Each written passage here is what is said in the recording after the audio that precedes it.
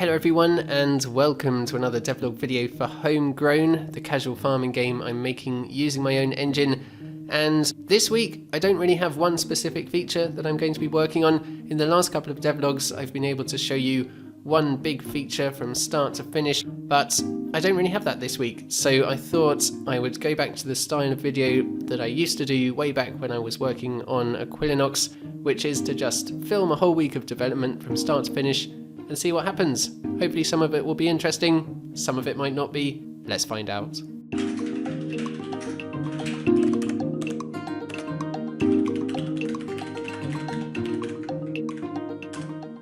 Quarter past 10, bit of a slow start to the morning, but it always is on a Monday. That's when I get my admin stuff out of the way, plus it's the first Monday of the month, so I had some extra planning to do for the month ahead. But that's all done now, out of the way, so I can get onto programming, and I'm working on frustum culling at the moment. So I'm planning on expanding the size of the world quite significantly soon, so I want to take it away from this little test area that I've been using so far and get it more to the size of the world that I want to have in the finished game. And there's one big optimization that I want to do in regards to that, and that is that if this is the entire world and the camera's here, the camera can only really see a small area around it. So what I don't want to be doing is rendering the entire world, all the terrain, all the objects, when the camera can only actually see this little area here. So I'm using frustum culling to make sure that I only render parts of the world that are near the camera.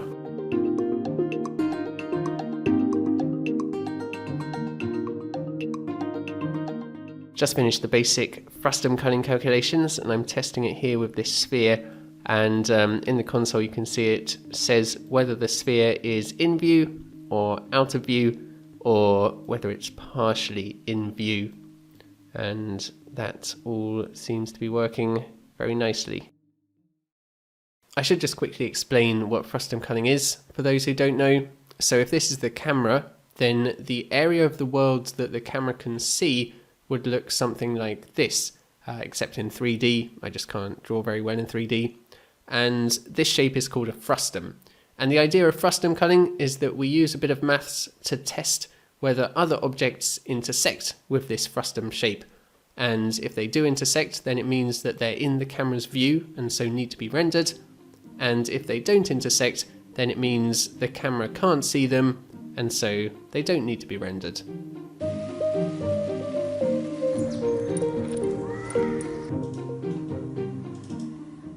This afternoon I've been working on some code for a quad tree, which is hopefully going to speed up the frustum culling tests, because if there are tens of thousands of objects in the world, you don't really want to be carrying out the frustum culling test for every single one of those objects individually. And luckily there's a very simple way of optimizing that, and that is using a quad tree. So the way this works is, if this is the world and this is the camera's frustum, I first divide the world up into 4 chunks, and I then do the frustum culling test on those chunks. So that will instantly tell us that all of the objects in these 3 chunks are outside the camera's view, and we only have to worry about this chunk here. Then we do the same again, we divide that chunk up into 4 areas and do the frustum culling on those chunks, and discard the ones that aren't in the camera's view, and then repeat the process on the chunks that are.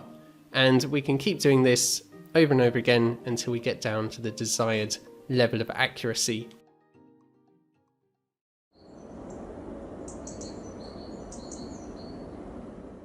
It is 8:30 on a very nice sunny Tuesday morning. I'm just about to get started, and the plan for today is to combine the frustum culling code with that quad tree stuff that I was working on yesterday afternoon.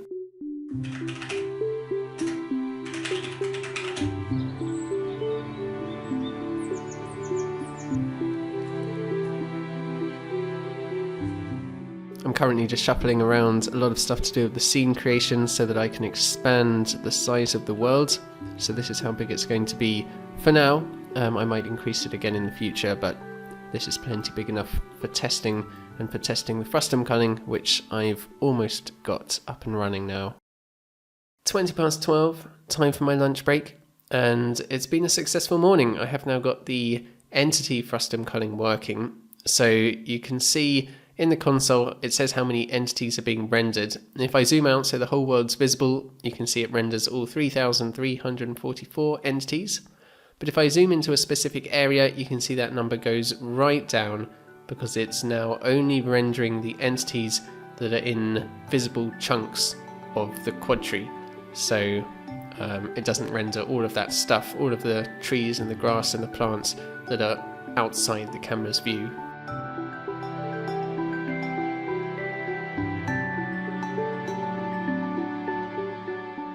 So I'm working on the terrain culling this afternoon. It's going to take a while.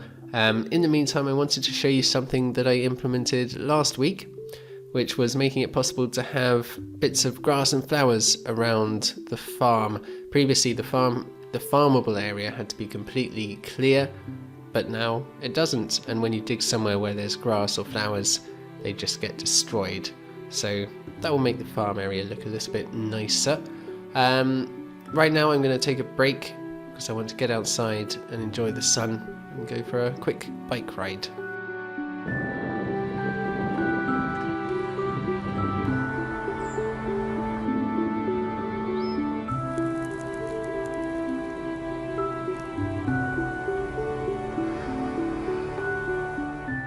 Progress this afternoon has been a little bit slow.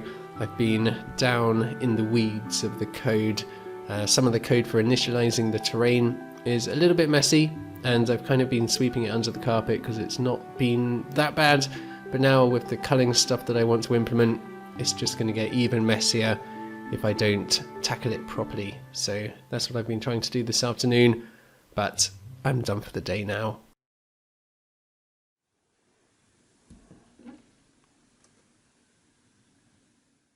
It's 4 o'clock on Wednesday afternoon now. I've been struggling through the terrain code all day.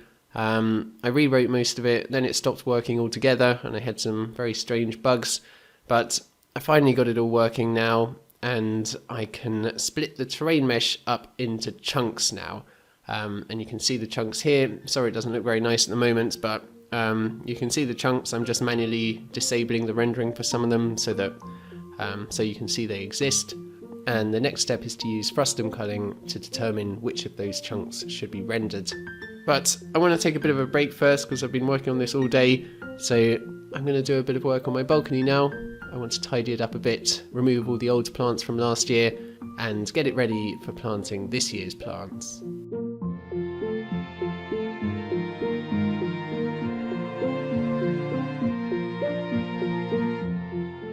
I've just managed to get the frustum culling for the terrain working.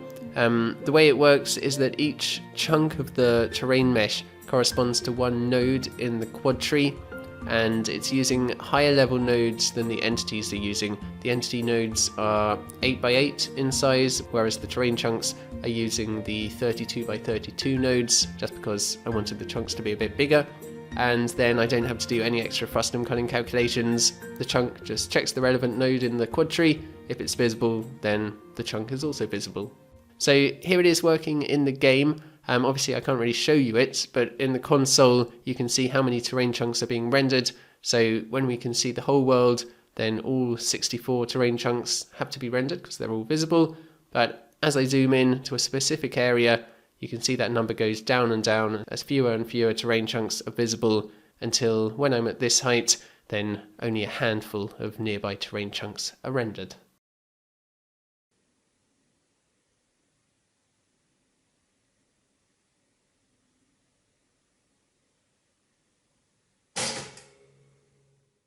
Today I want to do a bit of work on the home area, just improve the scenery around your farm, make it look a bit nicer, tidy up the edges of the world as well. So I'll be starting work on that later. First though, I want to implement frustum culling for the soil tiles. The soil tiles are actually rendered separately from the rest of the terrain to allow for the watering effect and the compost textures that are on them sometimes. So that's what I'll be starting with today, as soon as I've had my breakfast.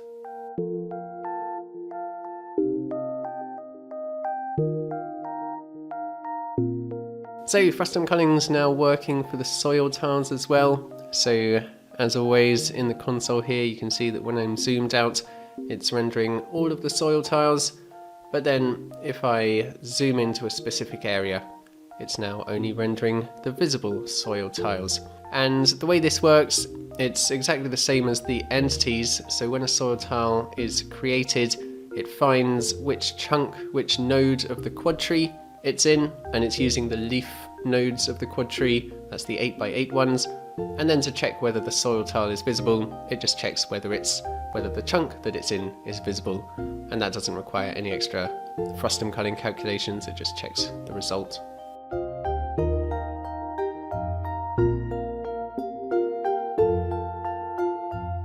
I've been getting started on the home area design. I thought I'd start off by sorting out the edges of the world.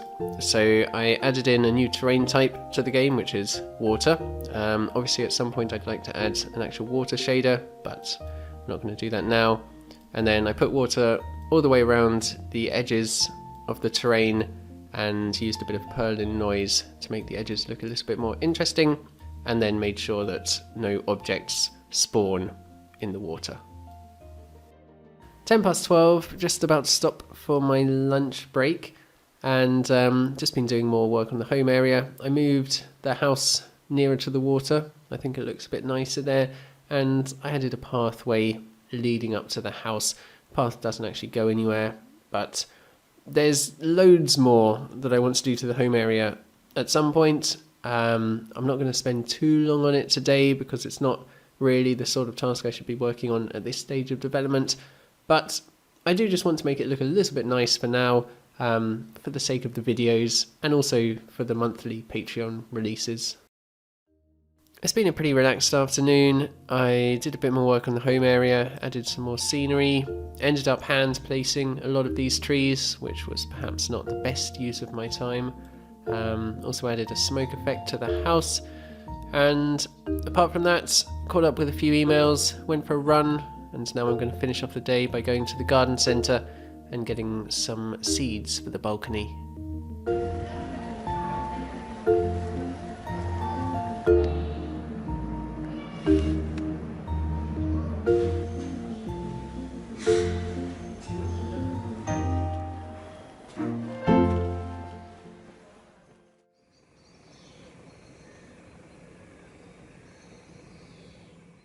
Today I'm working on setting up a quick debug system for the game, because this week I thought it would have been really good if I'd been able to get quick information about how the game's running, like how many vertices are being rendered, how many chunks, how many batches, how many updates, stuff like that, without having to always print it out to the console.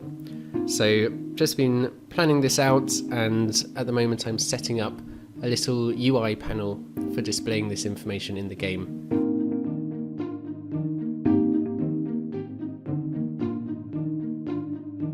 So I set up the debug system, which allows me to kind of log information about the game as it's running, and then when I press tab in the game it opens up the debug panel which displays that information. So now I just need to start logging a few other statistics about the game. It is 6 o'clock in the evening now, and I'm pretty much finished for the day and for the week. So the debug panel is up and running now. Obviously I'll add more information to this throughout development, but at the moment it actually gives quite a good overview of everything that I've implemented this week. So, for example, there's loads of entities in the world now because the world size has increased quite a bit, but only a handful of those entities are actually being rendered thanks to the frustum culling. And even though there are thousands of entities in the world, there are only 100 or so frustum tests being carried out, and that's because all the frustum culling tests are being done on the quad tree and not on the objects themselves. So the player could fill the whole world with tens of thousands of objects and it wouldn't have any effect on the number of frustum tests at all. So that's all looking pretty good. Plus, as a bonus, the home area also looks a bit nicer now. So all in all, a nice amount of progress this week.